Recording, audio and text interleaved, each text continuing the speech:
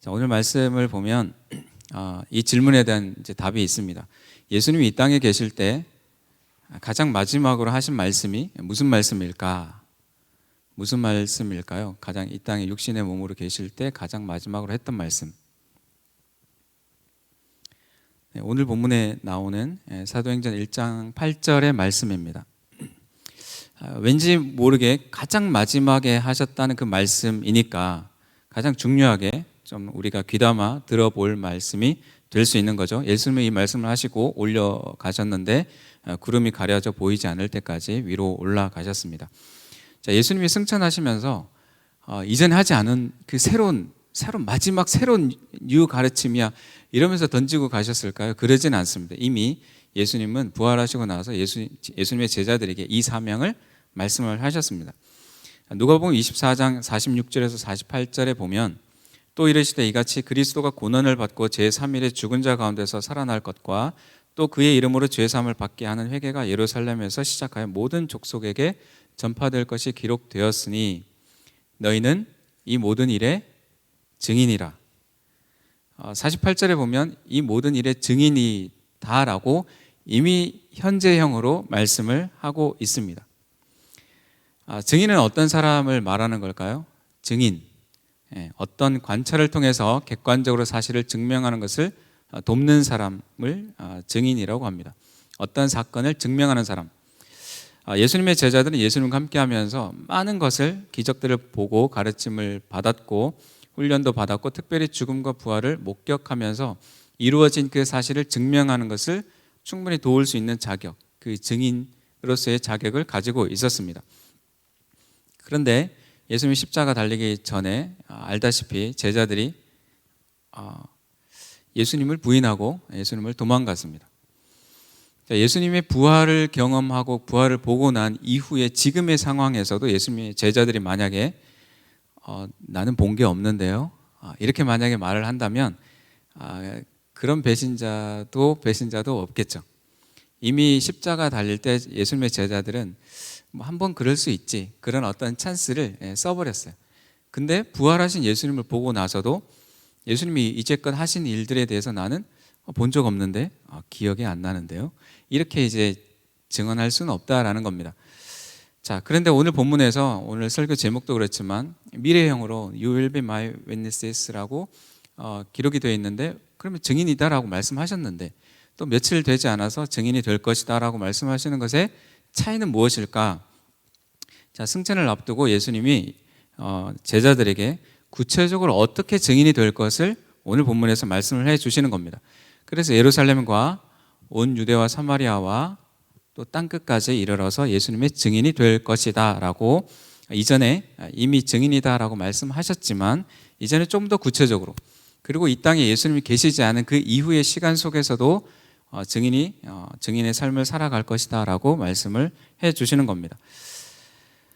자, 어떤 사람이 무엇인가를 보았다면 그 사람은 증인의 자격은 있을 수 있습니다. 그런데 증인의 자격은 있을 수 있지만 결국에는 그 증인이 진술을 해야 됩니다. 보았지만 내가 진술을 거부하면 어떤 법정에서 효력을 가질 수가 없겠죠. 자, 예수님은 부활하셨는데 증인들인 예수님의 제자들은 증인이긴 하지만 진술할 준비가 되어 있지 않은 그런 상태였습니다. 그래서 예수님이 부활하시고 난 다음에 40일 정도를 보내셨는데 40일 동안 예수님이 무엇을 하셨을까요? 성경에 복음서의 뒷부분에 많은 분량으로 기록되어 있지는 않지만 썸머리처럼 예수님이 이때까지 가르치신 것을 좀 복습하는 그런 시간들을 예수님이 가지셨습니다. 수능 시험을 앞두고 예수님이 마치 중요한 것을 콕 집어서 요거는 그래도 마지막으로 기억해야 된다라고 말씀하시는 것처럼 그런 복습을 하십니다. 자, 그런데 우리가 큰 시험을 앞두고 있으면 좀 두렵잖아요. 예수님이 떨고 있는, 두려워하는 그 제자들에게 뭐라고 말씀하시냐면 누가복음 24장, 부활하신 후에 예수님이세요. 누가복음 24장 45절에 성경을 깨닫게 해 주십니다. 그들의 마음을 열어서 성경을 깨닫게 해 주십니다. 자, 그러면 이제 40일 동안 이제 거의 승천하시기 직전까지 복습을 다 끝냈으면 예수님의 제자들이 복습을 잘 이렇게 소화하고 증인으로서의 증언할 준비가 다 되었을까라고 생각해 보면 오늘 본문을 우리가 읽었을 때처럼 좀 아직은 아닌 것 같은 그런 느낌을 받게 됩니다. 1장 6절에 보면 그들이 모였을 때 예수께 여쭈어 이르되 주께서 이스라엘 나라를 회복하심이 이때이니까 하니, 예수님이 중요하다고 밑줄 친 부분은 생각나지 않고 자신들의 궁금한 것만 여전히 질문하고 있는 거죠. 당시 물론 식민 지배하에 로마의 지배하에 있는 이스라엘 입장에서는 독립이 정말 시급한 문제고 과제였던 것은 맞습니다. 그래서 언제 우리가 독립할 수 있습니까? 회복을 지금 언제 이루어 주실 겁니까? 라고 요청을 하는 거죠. 예수님의 제자들이 사실은 예수님을 따라다니면서 이미 그런 기대를 가졌지만 예수님이 십자가 달려서 돌아가실 때 그 기대는 접었어요. 예수님을 통해서는 독립 이런 거는 좀 아니구나, 접었어요. 근데 예수님이 부활하셔서 다시 살아나셨어요. 이제 죽여도 살아나는 분이라면 이제는 이분이라면 이제 뭔가 할 수 있겠다, 이제 진짜 그때가 온 것이 아닌가라고 그런 질문을 하는 거죠. 이전에 예수님의 제자들이 도망갔는데 이제는 뭔가 뭐를 더 자신감이 붙었어요. 왜냐하면 예수님이 죽었다가 살아나셨으니까. 그 예수님을 따라다니면서 이제는 예수님이 회복하실 때가 지금입니까? 우리가 같이 독립운동에 나서겠습니다. 그런 모양새를 이제 제자들이 가지고 있는 거죠. 자, 그래서 예수님의 제자들의 이 질문을 보면 예수님의 제자들이 복습을 잘한 걸까? 그러지 않다라는 것을, 예수님의 기대치만큼 오지 않았다는 것을 볼 수 있습니다. 증인이긴 해도 무용한 증인의 모습입니다. 포인트를 잘못 잡은 거죠. 이거 봤냐? 그랬는데 나 저거 봤는데요 라고 말하는 것처럼 제자들은 아직도 제대로 포인트를 좀 잡지 못하고 있습니다. 성령이 아직 그들에게, 성령을 받기 전에는 그들이 아직 뭔가 포인트를 잘 잡지 못하고 배운 건 많은데 정작 무엇이 중요한지 키포인트를 못 잡아내고 있는 그런 제자들의 모습인 거죠.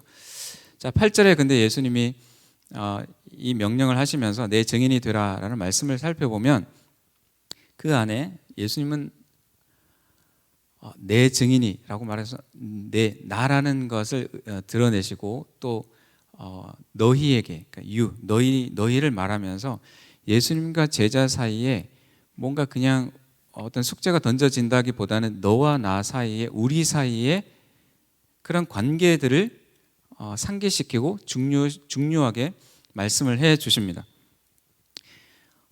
나와 너, 우리 사이라고 말할 수 있는 것은 그 사이에 뭔가가 있었던 거죠. 뭔가 경험이 있었던 거예요. 예수님을 경험했던 시간들이 있었기 때문에 예수님이 내가, 너, 나, 너, 우리 사이를 강조하시면서 이 부탁을 하고 계십니다. 예수님의 그 친밀하고 친근한 음성을 우리 또한 듣기를 원합니다. 예수님이 우리에게 아까 우리가 찬양하면서 주님 마음 내게 주소서 막 그런 찬양을 했는데 예수님이 우리에게 이런 프로포즈를 하세요. 너는 내 증인이야. 너는 내 증인이야. 여러분이 뭐라고 말하겠어요? 여러분 마음속으로 한번 대답을 해 보시기 바랍니다. 우리가 어떤 부탁을 할 때 제가 여기 앞에 있는 이제 회장님에게 회장님 제가 목이 말라요. 물 좀 떠다 주세요 하면 떠다 줄 겁니다. 근데 지나가는 사람 보고 물 좀 떠다 주세요 하면 저 사람이 왜? 이런 예수님이 제자들에게 부탁을 하실 때 그런 관계 속에서 우리 사이 그 친밀함 속에서 부탁을 하셨던 거죠. 자, 나중에 관리들과 장로들과 서기관들이 예수님 승천하시고 난 다음에 베드로와 요한을 평가합니다. 사도행전 4장 13절에 보면 그들이 베드로와 요한이 담대하게 말함을 보고 궁금해하는 거죠. 그들을 본래 학문 없는 범인으로 알았다가 그냥 평범한, 아주 특별하게 배우지 않은 평범한 사람으로 알았다가 이상히 여기는 거죠. 또 전에 예수와 함께 있던 줄도 알고 그렇게 이제 정말 배운 것도 없고 평범한 사람인데 어떻게 저렇게 담대하게 말하지? 예수와 함께 있었던 사람이구나. 예수와 함께 있었기 때문에 그렇구나라고 그들이 결론을 내리는 거죠. 베드로와 요한은 자기들처럼 성경을 막 연구하거나 서기관처럼 막 성경을 필사하거나 정식으로 그렇게 배우지 않은 사람인데 어떻게 저렇게 담대하게 말하는지를 궁금해했는데 왜 그런가 봤더니 저 사람들이 예수와 함께 있었던 사람이었구나라고 그들이 결론을 내리는 겁니다. 예수님의 증인은 많이 알고 또 많이 배우고 열심히 종교 생활을 해서 되는 것이 아니라 예수님을 경험한 사람이 예수님의 부탁을 받고 예수님의 그 부탁을 그대로 거부하지 않고 부인하지 않고 전하는 것, 그것이 예수님의 증인입니다. 자, 포인트를 잘못 잡은 제자들에게 예수님이 사명을 알려주십니다. 너희들이 해야 될 것은 무엇이냐? 증인이 되는 것이다. 언제 회복이 됩니까? 시간을 알려달라는 그 질문에 언제다라고 답을 해주시는 것도 아니고 이스라엘 나라를 회복을 위해서 너희들이 힘써봐 이렇게 하신 것도 아니라 제자들이 이제는 더 이상 딴소리 못하도록 명확하게 사명을 간략하게 명확하게 말씀을 해주시는 거죠. 사실 이때 분위기라면 그 당시에 예수님 부활하셨던 그 당시의 상황을 보면 증인이 된다는 것은 순교자가 된다는 것과 동일한 의미를 가지고 있습니다. 내 증인이 되라라는 것은 사람들이 막 혈안이 돼서 나를 잡아 죽이려고 너희들을 죽이려고 할 텐데 그래도 너 증인이 돼라고 말하는 것은 순교할 준비 각오도 하라는 의미가 되어집니다. 죄수로 규정짓고 로마에 반역한 그런 죄를 뒤집어 씌워서 예수님을 죽였는데 그를 추종하는 사람이 여전히 있다고? 그를 전파하는 사람이 있다고? 그러면 그것은 정말 목숨을 걸고 위험한 상황 속에서 놓여져 있는 것이죠. 취미 수준을 위해서도 아니고 돈 벌기 위해서도 아니라 목숨을 걸고 해야 될 일이었습니다. 그런데 제자들이 나를 회복하시면 이때니까라고 질문하는 그 질문 속에서는 로마를 대항해서 이스라엘 독립시킨다라고 하는 것은 그 역시도 목숨을 걸고 해야 되는 일인 거죠. 동일하게 그 일은 쉽게 아무 위험 부담 없이 할 수 있는 일은 아니라는 겁니다. 그래서 어떤 면에서는 제자들은 예수님을 따르면서 위험 부담을 목숨을 걸고 해야 되는 어떤 일에 대해서 충분히 준비가 되어 있었다라고 우리가 볼 수 있습니다. 근데 그 포인트가 잘못된 거죠. 제자들에게는 충분히 그런 열망함이 있었습니다. 자, 우리도 예수님의 증인이 된다는 것 외에도 어떤 것에 우리가 목숨을 걸고 할 때가 있습니다. 그 제자들은 이스라엘 회복에 목숨을 걸고 예수님께 질문을 했는데 우리는 예수님의 증인 되는 것 말고 우리가 인생을 살아가면서 목숨을 걸고 싶어하는 일들이 그런 일들이 많이 있다라는 겁니다. 당장 우리 눈앞에 있는 어떤 취업도 마찬가지고 취업이라는 문제, 또 결혼이라는 것, 또 돈이라는 문제, 이런 부분에 우리가 목숨 걸고 살아갑니다. 근데 예수님은 제자들에게 마치 백신을 맞추는 것처럼 너희들이 정말 중점을 둬야 될 것은 증인의 삶이다라고 말씀을 해 주십니다.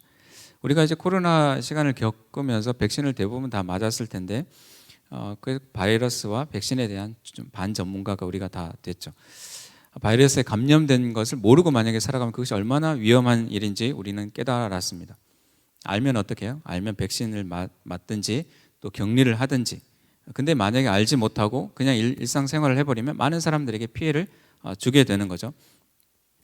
근데 우리가 한때 또 피크를 쳤던 것처럼 많은 사람들이 다 코로나에 대부분 걸려 있으면 우리 안에는 좀 민감함이 줄어듭니다. 너무 주위에 많으니까 좀 약간 그럴 수도 있지 당연시 하는 그런 분위기 속에서 우리가 살아가기도 합니다. 현대인들은 어떤 바이러스에 걸려서 살아갈까? 근데 알 수도 있지만 대부분 바이러스에 걸려 있는지 사실 우리가 잘 모를 수 있잖아요. 모르고 살아가는 많은 현대인들이 있습니다. 어떤 바이러스일까요? 많은 것들이 있을 수 있지만 대표적으로 한 두 가지 말하면 돈과 권력이라는 바이러스에 걸려서 나도 모르게 걸려 있는지 아닌지도 모르게 우리는 살아가고 있습니다. 근데 좀 걸리면 어때? 너도 걸렸고 나도 걸렸고 우리는 모두가 돈과 권력을 향해 쫓아가고 있는데 그것이 무슨 나쁜 어떤 잘못된 것도 아니다라고 생각하는 돈과 권력의 바이러스에 아주 이렇게 영향을 우리가 받고 살아가는 거죠. 자, 근데 돈과 바이러스에 대한 백신이 있느냐? 안타깝게도 참 백신이 참 없는 것 같아요. 백신이 참 없는 것 같아요.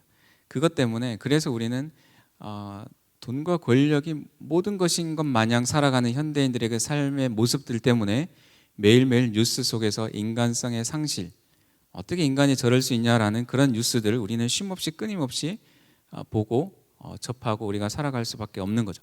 그러면서 그 돈과 권력의 바이러스 때문에 자신의 삶이 피폐되어져 가는 것도 모르고 왜 그럴까? 이것이 바이러스 때문이었구나. 이걸 깨닫지 못하고 우리가 살아간다는 거죠. 자, 예수님은 돈과 권력의 바이러스, 제자들도 사실은 그것에 마음이 있었던 거죠. 예수님의 오른쪽, 내가 예수님의 왼쪽에 앉을까? 근데 어떤 바이러스를, 그 바이러스에 어떤 백신을 주시냐면 증인의 삶을 살아라라는 백신을 주십니다. 이 강력한 바이러스를 이길 수 있는 백신은 예수님의 증인이 되는 것. 그래서 우리의 존재 이유를 깨닫는 것 외에는 정말 이렇게 돈과 권력의 바이러스를 이기기 어렵겠다 생각이 되어집니다. 다시 말하지만 증인이 되는 것은 예수님의 마지막 명령이고 부탁이고 말씀입니다. 예수님과 관계된 사람이 한두 사람만 불러놓고 예수님이 이렇게 말씀하신 게 아니라 많은 제자들에게 그것을 부탁하셨습니다. 지금 우리에게 만약 예수님이 한 명만 딱 불러놓고 내가 너한테만 말하는데 너 증인의 삶을 살아라 말씀하시면 우리는 얼마나 부담이 되겠어요. 지금도 여전히 전 세계의 수많은 예수님의 증인이, 예수님의 제자들이 증인의 삶으로 살아가고 있습니다. 그래서 우리는 나 혼자라고 생각하면 너무 엄도가 나지 않지만 이 어려운 일을 여러 사람이 같이 하면서 나 혼자 하는 것이 아니구나, 여러 사람이 같이 하는구나, 그러면서 우리가 그 일들이 이루어져 가는 것을 보면 우리가 웬만큼 시시한 일을 그냥 내가 해서 얻어지는 그 성취감과 만족감과는 비교할 수 없는, 이렇게 어렵고 위대한 대단한 일을 우리가 같이 하면 할 수 있는구나, 할 수 있구나, 그런 성취감들을 우리가 누려갈 수 있는 거죠. 그래서 우리는 언제나 나 혼자가 아니라 우리 공동체가 있고 또 우리 교회를 넘어서서 전 세계에 지금 주님이 하신 이 말씀을 따라서 살아가고 있는 증인들이 수도 없이 많다는 것을 우리가 생각할 때 우리는 스스로 어떤 공간에, 어떤 곳에, 캠퍼스나 회사에 있다 할지라도 우리는 그 마음을 가지고 있어야 우리가 좀 쉽게 이렇게 주저앉거나 눌리지 않고 우리는 당당하게 증인의 삶을 살아갈 수 있는 거죠. 예수님에 대한 지식과 더불어서 그분이 어떤 일을 했는가, 뭘 알아야 객관적으로 증언할 수 있잖아요. 예수님에 대한 지식과 더불어서 개인적인 그 친밀한 관계를 맺고 있는 많은 사람들이 지금도 이 증인의 삶을 계속 살아가고 있고 또 재생산해 가고 있습니다. 자, 사도행전 1장에 등장한 이들만, 그때 예수님을 직접 본 그들에게만 증인의 삶을 살아라고 부탁하신 거 아니냐? 우리는 아니지 않아요? 라고 우리가 질문해 볼 수도 있습니다. 나에게 직접 하시지는 않았는데요? 라고 말할 수도 있는 거죠. 근데 사도행전을 보면 1장 8절의 말씀이 핵심 구절인데 그 1장 8절의 말씀이 이렇게 쫙 스펙트럼처럼 이렇게 쫙 펼쳐져 가는 것이 나머지 사도행전의 그 뒤에 모든 부분입니다. 그러면서 그때 없었던 증인이 되라, 증인이 될 것이다, 넌 증인이다, 그 말씀을 할 때 없었던 사도 바울도 사도행전의 뒷부분 많은 부분을 차지하면서 증인의 삶을 살아갔던 것을 보면 우리도 역시나 그 예외 대상이 아니라 주님이 우리 각자에게 너는 내 증인이야 프로포즈 하시는 그 프로포즈를 우리도 받아들여야 된다라는 거죠. 사도행전 1장에서 7절은 아까 우리가 지역적인 의미를 설명했죠. 예루살렘에서의 복음이 확장되어져 가는, 또 8장에서 12장은 유대와 사마리아까지, 온 유대와 사마리아까지 복음이 퍼져가는, 13장 이후는 땅끝까지 복음이 퍼져가는 것을 1장 8절의 핵심이지만 그것이 쭉 풀어져서 시간적으로 이렇게 흘러가고 있는 것을 보는 겁니다. 그래서 사도행전 1장 8절의 말씀이 실제적으로 이루어지고 있구나, 증인의 삶을 증인이 될 것이다 라고 하셨는데 예루살렘에서도 온 유대와 사마리아와 땅끝에서도 증인이 되어가는 것을 우리가 사도행전을 통해서 확증할 수 있는 거죠. 존 칼빈은 이런 이야기를 했습니다. 예수님을 증거할 필요가 없는 신자는 아무도 없다. 너는 신자긴 하지만 예수님을 증거할 필요는 없는 면죄권을 줄게, 이런 신자가 없다라는 거예요. 우리가 증인으로서 잘 증언을 못할 수는 있지만, 좀 어색하고 좀 어눌하고 미흡할 수는 있지만 안 해도 되는 신자는 없다라는 겁니다. 우리가 증인이 되기 위해서는 약간 마음을 열고 말씀을 깨닫게 해주셔야 했는데 우리 스스로의 힘으로 증인의 삶을 살아가기는 어렵습니다. 할 수 없습니다. 자, 우리가 증인의 삶을 살아가면서 근데 우리가 막상 그냥 던져진 증언을 해봐 이렇게 된 것이 아니라 우리에게는 무언가 보호 장치가 있습니다. 아주 중요한 증인에게는 어떤 프로그램이 가동되는지 아세요? 신변 보호를 요청하게 되고 또 증인 보호 프로그램이라는 것이 있습니다. 그 사건이 해결될 때까지 또는 아주 중대한 사항이라면 그 사람이 이 땅에 살아있을 동안에 계속 증인 보호 프로그램이 돌아가게 되는 거죠. 그를 보호해 주는 거죠. 그러니까 객관적으로 증언할 수 있도록. 왜냐하면 어떤 다른 물리적인 또는 외부적인 압력의 힘에 의해서 증언을 번복하거나 모른다 하지 않을 수 있도록 그 사람을 보호해 줘야 될 필요가 있는 거죠. 성령님이 우리에게 증인 보호 프로그램을 성령님이 우리에게 그렇게 보호를 해 주십니다. 우리가 자전거를 처음 배울 때 누군가 뒤에서 붙잡아 주죠. 예외 없이 똑같은 순서로 저도 아이들에게 자전거를 가르쳐 줄 때 뒤에서 이제 붙잡아 주는데 멘트가 다 똑같아요. 절대 놓으면 안 돼. 아빠 절대 놓으면 안 돼. 근데 우리가 조금 이렇게 균형을 잡고 좀 간다 싶으면 어떻게 해요? 나 잡고 있어 하지만 이미 안 잡고 있는 그런 모습을 우리가 상상할 수 있죠. 누구나 이제 그렇게 대부분 그런 패턴으로 가니까. 근데 우리가 이제 강제로 자전거를 태우지 않는다면 자전거를 타겠다라는 것처럼 우리가 증인이 될 때 우리 뒤에 성령님이 붙잡아 주시고 지켜봐 주고 계십니다. 근데 성령님의 보호라고 생각하면 절대 넘어지지 않게 그냥 끝까지 나를 완전히 붙잡아 줄 것 같지만 그렇게 붙잡아 주시는 게 아니라 무조건 넘어지지 않게 붙잡아 주시는 게 아니라 넘어지게도 하십니다.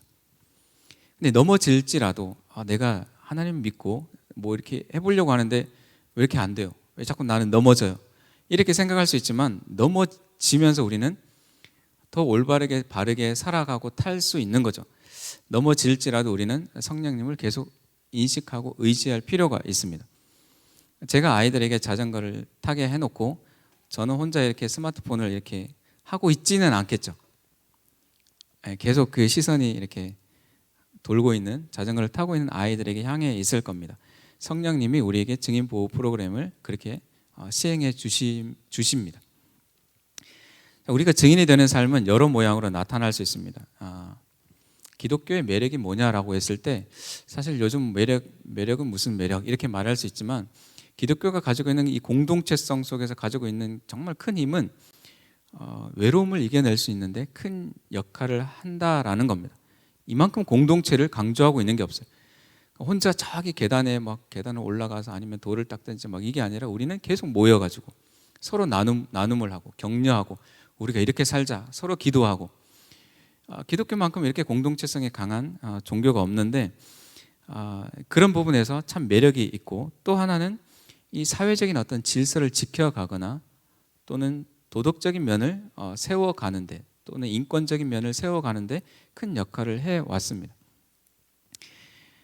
우리가 이제 그런데 현실적으로 우리가 그걸 그대로 받아들이기는 참 어려운 시대가 됐죠. 기독교의 매력을 점점 많이 잃어가고 있는 모습들이 있으니까 그렇다 할지라도 이럴 때 우리가 일방적인 어떤 전파는 아니겠지만 다양한 필요들을 보면서 그들의 눈높이에 맞춰서 전도를 어떻게 하면 우리가 증인의 삶을 살아갈 수 있을까를 연구하고 시행해 볼 수 있습니다. 주변에 이런 사람들은 많이 있을 거예요. 그러니까 교회는 싫은데 좀 그 스피리추얼 같은 그 영적인 부분에 좀 관심은 있고 또는 어떤 웰빙 차원에 그냥 좀 뭔가 잘 살아갈 수 있는 어떤 하나의 요소가 될 수 있지 않을까 생각하면서 종교를 생각하는 그런 접근하는 사람들이 있다라는 거예요. 그런 사람들에게 우리가 모른 척하지 않고 만약에 그런 영적인 부분에 좀 관심이 있거나 또는 뭔가 너는 살아가는 걸 보니까 그래도 좀 웰빙하고 있는 것 같은데 그 비결이 뭐냐라고 궁금해하는 사람들이 있다라면 우리는 그런 사람들에게 우리 개인의 어떤 간증을 할 수 있겠죠. 여러분들이 전도를 한다고 했을 때 어떤 성경적인 내용만 가지고 전도할 수 있지만 정말 강력한 하나의 방법은 여러분의 삶의 변화들과 여러분들이 누리고 있는 삶의 어떤 가치들을 나눠주는 겁니다. 예수님의 제자들이 뭔가 핀트를 잘못 잡기는 해도 영 못 잡거나 준비가 되지 않았던 건 아니야. 괜히 예수님의 제자들이 아니고 예수님을 따라 3년의 시간을 보냈기 때문에 예수님의 제자들은 충분히 훈련이 되어졌습니다. 우리가 증인의 삶을 살아가는데 전도하는 것이 어려운 이유 중에 하나는 준비가 되지 않아서, 준비가 돼 있지 않아서 뭐 막상 해보려고 해도 뭐 어디부터 해야 되는지를 모르는 사람들이 많이 있다는 거죠. 자, 그리스도인의 강점이 뭘까? 교회의 매력에 대해서 이야기하고 또 그리스도인의 좀 좋은 강점이 뭘까라고 생각해 보면 그 중에 하나는 사실과 가치가 일치되는 삶을 살아가는 것, 거기에 강점이 있습니다.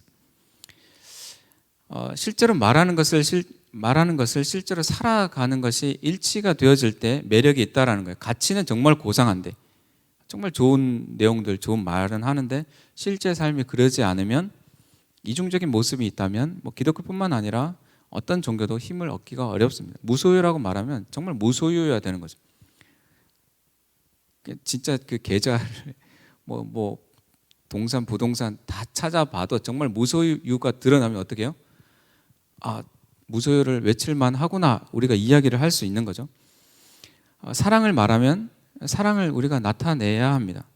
예수님의 믿으면 행복이 있다라고 말하면 행복이 있어야 돼요. 우리가 군생활을 하면서 그리스도인이라면 군생활을 하면서 뭐가 행복해? 교회 다니면 좋아, 행복해. 근데 군생활 속에서 그게 가깝게 있으니까 드러나게 되잖아요. 근데 그래 드러나지 않으면 너는 말은 그렇게 하는데 실제로 너의 삶을 내가 24시간 보니까 그러지 않은 것 같은데 라고 바로 반문을 할 수 있는 거죠. 우리가 예수님의 제자라고 말하면 실제 우리의 제자의 삶, 또 증인의 삶이, 제자와 증인이 다른 개념이 아니라 제자는 증인의 삶, 그 흔적이 우리에게 남아 있어야 되는 겁니다. 최근에 어떤 형제가 인턴을 하면서 회사에 출근을 하는데 아주 일찍 출근을 했어요. 신실한 크리스찬이에요. 우리는 왜 일찍 출근했을까 어느 정도 예상할 수 있습니다. 근데 그 청년을 보고, 그 형제를 보고 어떤 다른 직원이 너는 왜 이렇게 미리 온다고 해서 회사에서 시급을 더 쳐주는 것도 아니고 왜 이렇게 사니? 라고 말했을 때 그 형제가 뭐라고 대답했을까요? 좀 갑작스러운 질문이니까 나는 규칙적으로 살려고 노력해서 그래요 라고 대답을 했어요. 왜 이렇게 일찍 출근하느냐? 근데 왜 일찍 출근했냐면 업무 시간 전에 일찍 출근해서 하루를 좀 살펴보고 정리하고 기도하면서 말씀을 묵상하기 위해서 일찍 출근했던 거예요. 정말 훌륭한 청년 아닙니까? 그렇죠? 근데 준비가 돼 있잖아요. 그래서 나중에 좀 후회스러워. 내가 만약에 그때 좀 다른 대답을 했더라면 어땠을까? 한마디 말을 해도 준비가 돼 있다면 그 한마디 말이 영향을 줄 수 있습니다. 하나님을 드러낼 수 있습니다. 그 다음에 대화가 좀 달라질 수 있는 거죠. 저는 이른 시간에 회사에 나와서 하나님 말씀을 묵상하고 읽는데 이것을 통해서 저는 오늘 하루를 더 나은 하루를 보내려고 합니다 정도의, 불신자들도 충분히 이해할 수 있는 어떤 그런 정도의 말 수준으로 말씀을 묵상하면서 하루를 이렇게 준비하고 시작하면 더 나은 하루를 보낼 수 있습니다. 영적인 표현으로 말하면 하나님과 동행하는 뭐 이렇게 설명할 수 있겠지만, 불신자들이 이해하기에는 하루가 정말 더 나은 하루를, 좋은 하루를 보낼 수 있습니다. 이렇게 말을 하면 그 다음에 그 사람과의 대화가 좀 달라질 수 있는 거죠. 이런 멘트가, 말이 우리에게 준비가 되어 있냐라는 겁니다. 우리에게 여러 삶에 우리가 살아가는 모습을 보면서 어떤 패턴이나 방식을 보면서 왜 그렇게 살아가는지 묻는 사람이 있다면 우리는 그것에 대해서 그 사람의 눈높이에 맞게 대답해 줄 준비가 되어 있어야 합니다. 증인이 되는 삶은 우리 삶에 멀리 있지 않고 또 일회성으로 있지 않고 늘 가까이에 있습니다. 우리는 증인이에요. 여러분 주변에 뒤에 있는 청년들에게 너는 예수님의 증인이야 라고 한번 인사해 봅시다. 영어로 해도 됩니다. 마치 우리가 스마트폰에, 제가 한때 스마트폰이라는 걸 쓰게 되면서 몇 년도인지는 얘기하지 않겠습니다. 여러분들 보다 조금 일찍 썼을 것 같기는 해요. 근데 거의 동시대적으로 어릴 때부터 썼을 테니까. 근데 앱을 찾는 게 취미였어요. 그래서 한 200~300개 정도의 앱을 이렇게 깔아놓고 언젠가는 쓸 수 있겠지. 뭐 이럴 땐 이런 앱을 쓰면 되라고 이렇게 많이 깔았는데 지금은 전혀 그런 취미가 없습니다. 왜냐하면 그냥 쓰고 있는 앱들만 쓰게 되니까. 우리가 마치 뭔가 어떤 상황에 와이파이가 될 때 데이터를 아끼기 위해서 미리 깔아놓고 언젠가 쓰겠지. 그러니까 그런 준비는 돼 있지만 그것을 눌러서 어플리케이션을 눌러서 실행하지 않으면 그 앱이 내 핸드폰 안에 깔려 있어도 무용지물이 되는 거죠. 때로는 있었나? 그런 앱이 있나? 기억이 안 나. 워낙에 앱들이 많으니까 그럴 수도 있습니다. 근데 우리가 앱을 까는 이유는 뭐예요? 쓰기 위해서 까는 거죠. 우리가 증인이지만 우리가 서로 지금 증인이다라고 말하지만 예수님이 우리 마지막으로 말씀하셨던 것처럼 너는 증인이 될 거야. 어떤 부분에서 실제적으로 증인의 삶을 살아가면서 증언을 해야 된다는 거예요. 눌러야 된다는 겁니다. You will be my witness in the company 또는 in the campus 또 in the 어떤 곳에서 우리는 다 168시간을 178시간을 계산이 갑자기 안 되네요. 네. 168시간을 다 같이 살아가는 게 아니니까 우리는 흩어질 겁니다. 그러니까 you will be 주님의 증인이 될 텐데 어떤 곳에서 다 각자가 다르겠죠. 근데 그렇게 살아가야 될 겁니다. 한 주간 동안을 살아가면서 우리는 그 2월 달의 주제가 매월 이제 설계 주제가 있어요. 2월 달의 주제는 사실 전도입니다. 근데 증인의 삶이 불필요하다고 여기는 사람들이 있을 수 있어요. 왜냐하면 우리가 주변을 둘러볼 때 당장 우리 청년부를 볼 때 가르쳐야 될 새신자가 많고 전도하지 않아도 막 찾아오는데 오는 새신자들 케어하는 것만 해도 바쁘지 않냐라고 충분하지 않냐라고 생각할 수 있습니다. 근데 제가 이제 최근에 뉴스를 보면서 출산율에 대한 뭐 이게 경각심 뭐 한두 번 우리가 보는 건 아니지만 출산율만 걱정하다가는 안 되겠다. 우리가 뭘 걱정해야 될까? 영적인 생명이 태어나지 않는 것. 야, 이것은 더 심각한 상황이 아니냐. 출산율이 그래서 몇십 년 지나면 국가가 소멸하는 뭐 이런 얘기가 나오는데 그럴 수도 있겠지만 내가 있을 동안에 국가가 소멸하겠냐 뭐 이런 생각을 할 수 있지만 마찬가지로 그런 약간 안일한 마음을 우리가 교회 안에 가지고 있다면 지금 뭐 그래도 있는데 영적인 생명이 태어나지 않는 것 뭐 괜찮을 수 있지 않겠냐라고 생각하는 것은 정말 위험할 수 있는 어려움에 처하는 그런 일이 될 겁니다. 올해 임원들이 뭐 영상도 마찬가지지만 사실 그냥 적당히 찍을 수 있지만 이 영상이 여러분들 생각할 때 어느 정도인지 모르겠지만 정말 제가 볼 때는 고퀄이거든요. 고퀄리티. 아마 조회수가 몇천 조회가 이제 나오지 않을까 올라가지면. 근데 우리 청년부에서 유튜브나 또는 인스타그램이나 또는 캠퍼스 전도나 또는 이제 친구를 데려와서 관계 전도를 하는 것 등의 전도를 실제로 우리가 이야기하지만 또 실제적으로 청년부 안에서 그런 일들을 하려고 합니다. 청년들이 어떤 그 연간 행사나 임원들이 어떤 주도하는 게 아니라 그 일들 속에서 예수님이 여러분들 한 사람 한 사람에게 너 내 증인이 되어 주겠니라고 말씀하시는 그 음성을 여러분들이 듣고 그 간절한 부탁을 수용할 수 있기를 바랍니다. 예수님이 만약에 여러분이 서 있고 예수님이 무릎을 꿇고 내 증인이 되어 줄래요? 이렇게 프로포즈를 하면 여러분이 어떻게 해야 되겠어요? 여러분 다 프로포즈를 꿈꾸고 계시죠? 형제들은 어떻게 할까? 자매들은 형제가 좀 억울하긴 한데 아무튼 잘 해야 돼요. 근데 자매들은 어떤 프로포즈를 받을까 좀 기대를 하게 되는데 여러분 예수님에게 내 증인이 되어 줄래라고 여러분들은 프로포즈를 받은 겁니다. 증인이 되었다면 증인이 되기로 마음 먹었다면 우리가 실제적으로 진술할 수 있도록 여러분들이 정말 진짜 증인이 되는 그런 준비 또 그런 마음을 함께 모아가면서 우리 청년부가 올 한 해를 또 나아갔으면 좋겠습니다. 수련의 주제가 복음 네컷입니다. 복음 네컷.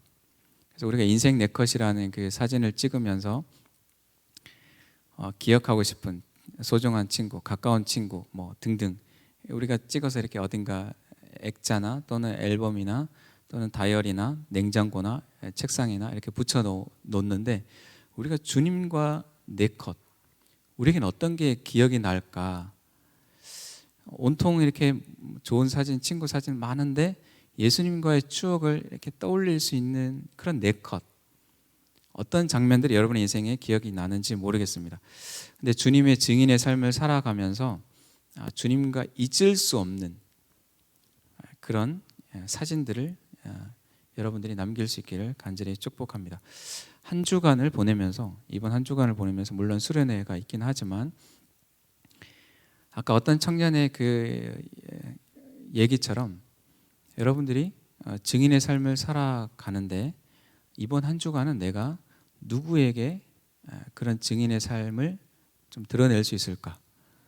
대놓고 예수 믿어 이게 아니라 누군가에게 준비된 그가 거부감 없이 어느 정도 받아들일 수 있고 알아들을 수 있는 그런 표현으로 이야기할 수 있을까?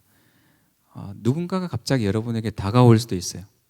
근데 하고 이렇게 당황하지 않고 여러분이 준비된 또 하나님께서 깨닫게 해준 지혜로운 말들로 여러분들이 증인의 삶을 실행할 수 있기를 주님의 이름으로 간절히 기원합니다. 함께 기도하도록 하겠습니다.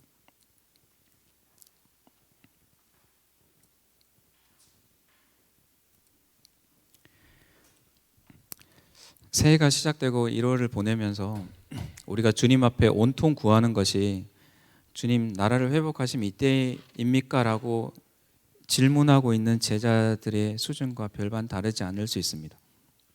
주님 올해에는 이거 해주세요. 저것이 되게 해주세요. 이것을 이루어주세요. 이것을 갖게 해주세요. 라고 우리가 말하는 주님 앞에 가서 우리가 던지는 질문이 그것을 말하면 안 되는 것은 아니지만 그거밖에 없으면 참 서글프다라는 생각이 들어집니다. 여전히 핀트 잡지 못하고 살아가는 우리의 신앙의 모습일 수 있습니다.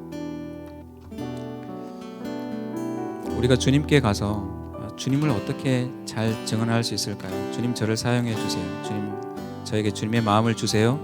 주님의 증인으로 실제로 증언하고 살아갈 수 있도록 해주세요. 대신 성령님이 저를 보호해 주세요. 보호 프로그램을 가동해 주세요 라고 우리가 오히려 주님께 말을 할 수 있다면 얼마나 좋을까요?